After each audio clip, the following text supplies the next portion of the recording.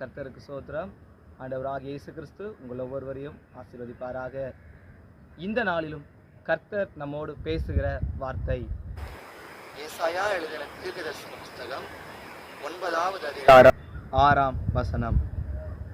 நமக்கொரு பாலகன் பிறந்தார், நமக்கொரு குமாரன் கொடுக்கப்பட்டார், கர்த்தத்துவம் அவர் தோளின் மேல் இருக்கும்.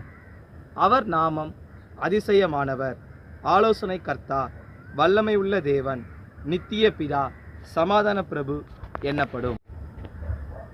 இந்த நாளிலும் ஆண்டவர் கொடுக்கப்பட்டதான 5 நாமங்களை நாம் பார்க்கிறோம்.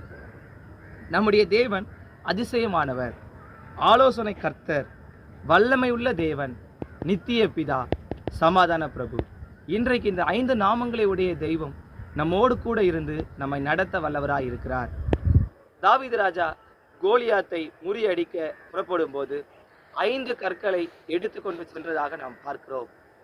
வேத வல்லுநர்கள் சொல்லுகிறார்கள், இந்த 5 கற்களும் 5 நாமத்தை குறிப்பதாக.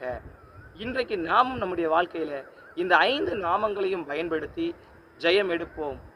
இயேசு நமக்கு ஜெயத்தை தர வல்லவராய் இருக்கிறார். இந்த நாளை கர்த்தர் இந்த நாளை நம் எல்லாருக்கும் ஆசீர்வதித்து தருவாராக.